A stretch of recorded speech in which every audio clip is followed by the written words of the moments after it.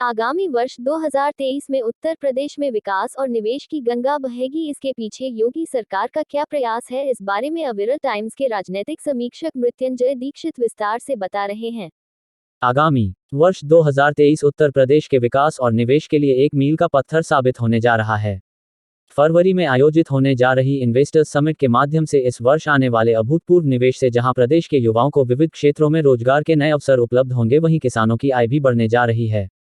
भारत को G20 की अध्यक्षता मिलने के बाद प्रदेश के 4 प्रमुख शहरों में भी इस समूह के देश के विभिन्न मंत्रियों व अधिकारियों की बड़ी बैठकें होने जा रही है। ऐसे में प्रदेश के मुख्यमंत्री योगी आदित्यनाथ के नेतृत्व में प्रदेश सरकार निवेशकों व पर्यटकों को आकर्षित करने का कोई अवसर नहीं छोड़ना चाहती और उसका मास्टर प्लान भी तैयार हो चुका है। आगामी वर्ष 2023 में प्रदेश में कई मेगा इवेंट होने जा रहे हैं। खेलो इंडिया मूवमेंट का आयोजन करने का दायित्व भी प्रदेश को मिला है। प्रदेश सरकार के कई मंत्रियों ने फरवरी 2023 में लखनऊ में आयोजित होने जा रहे ग्लोबल इन्वेस्टर्स समिट के लिए निवेशकों को आकर्षित करने के लिए मुहिम चलाई और इसके सकारात्मक परिणाम देखने को मिल रहे हैं। अब तक के समाचारों के अनुसार फरवरी में राजधानी लखनऊ में आयोजित होने जा रही समिट में 52 से अधिक निवेशक व कंपनियां हिस्सा लेंगी। निवेशकों को आकर्षित करने के लिए प्रदेश सरकार के मंत्रियों ने विदेशों में रोड शो किए तथा इस दौरान एक जिला एक उत्पाद जैसी योजनाओं का प्रचार प्रसार भी किया। प्रदेश में निवेश आमंत्रित करने के लिए अलग अलग देशों में गए प्रतिनिधि मंडलों को अच्छी सफलता मिली है। अमेरिका, नीदरलैंड, यूएई सहित खाड़ी के कई देश प्रदेश में भारी भरकम निवेश के लिए तैयार हो रहे हैं। विदेशी निवेशकों में जिस प्रकार का आकर्षण दिख रहा है, उससे साफ हो गया है कि विदेशों में भी योगी मॉडल लोकप्रिय हो गया है। ऑस्ट्रेलिया और बेल्जियम से निवेश का कॉरिडोर बन रहा है।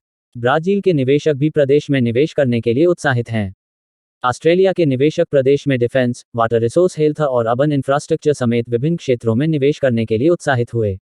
बेल्जियम में आयोजित रोड शो में यूरोपियन इन्वेस्टमेंट बैंक की ओर से बैठक में ब्रसल्स में एशिया और पैसिफिक डिवीजन के हेड और एमडी एडवर्डेंस बमनस्टेस भी उपस्थित रहे।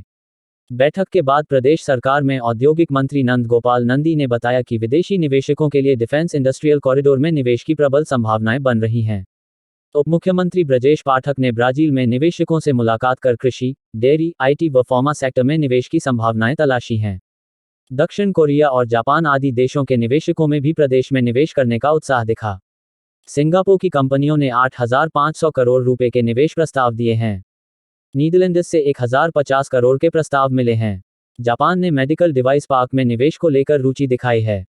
कनाडा प्रदेश में शिक्षा के क्षेत्र में बड़ा भागीदार बनना चाहता है। स्वीडन की कंपनियों ने हथियारों का प्लांट लगाने की इच्छा जताई है, जिसमें स्वीडन की कंपनियों ने प्रदेश सरकार की नीतियों से प्रभावित होकर 15,000 करोड़ के निवेश का प्रस्ताव दिया है।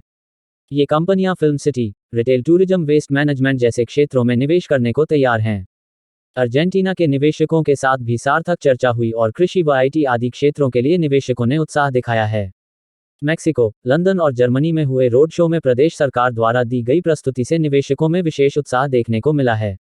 निवेशकों से चर्चा के दौरान मैक्सिको के निवेशकों को एक जिला एक उत्पाद योजना के अंतर्गत लोकप्रिय उत्पाद भेंट किए गए। जापान और दक्षिण कोरिया के प्रमुख औद्योगिक घरानों से 25,456 करोड़ रुपए के एमओयू पर साइन भी हो गए हैं। ग्लोबल इन्वेस्टमेंट समिट के लिए केवल विदेशी निवेशक ही नहीं अपितु स्वदेशी कंपनियां भी उत्साहित हो रही हैं।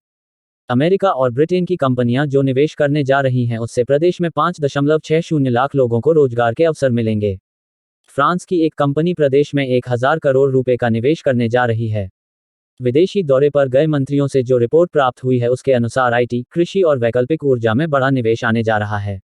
जर्मनी, बेल्जियम और स्वीडन आदि देशों की कई कंपनियां तकनीक भी साझा करने पर सहमत हो गई हैं।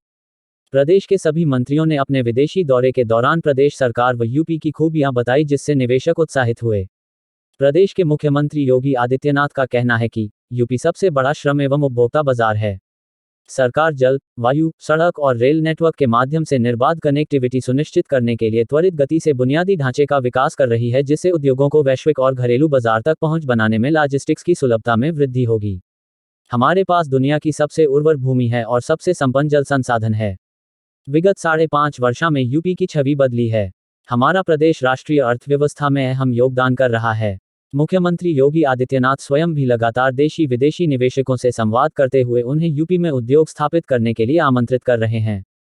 निवेश सारथी के माध्यम से 30 नवंबर तक 1.68 लाख करोड़ रुपए से ज्यादा के निवेश प्राप्त हो चुके हैं। इसमें से 1.25 लाख करोड़ रुपए के एमओयू हो चुके हैं। सरकार की नई पर्यटन नीति से 10 लाख रोजगार और सौर ऊर्जा नीति से 30,000 रोजगार के नए अवसर पैदा होने जा रहे हैं। औद्योगिक पार्कों में सर्वाधिक 3,93,217 रोजगार के अवसर पैदा होंगे। नया निवेश आने के बाद आईटी सेक्टर में महिलाओं, दिव्यांगों और कमजोर वर्ग पर विशेष ध्यान दिया जाएगा।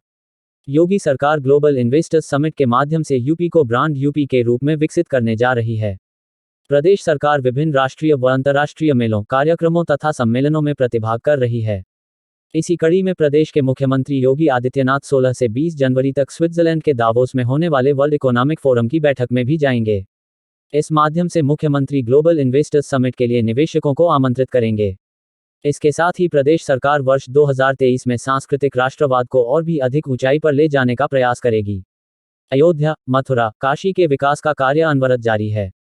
अयोध्या में भव्य राम मंदिर का निर्माण कार्य तीव्र गति से चल रहा है तथा अयोध्या एयरपोर्ट जून तक पूरा हो जाने की संभावना है। कई अन्य धार्मिक स्थलों का विकास भी तेज गति से हो रहा है। इस प्रकार से वर्ष 2023 प्रदेश के लिए विकास, निवेश, पर्यटन आदि क्षेत्रों सहित सांस्कृतिक राष्ट्रवाद के लिए भी मील का पत्थर साबित होने जा रहा है।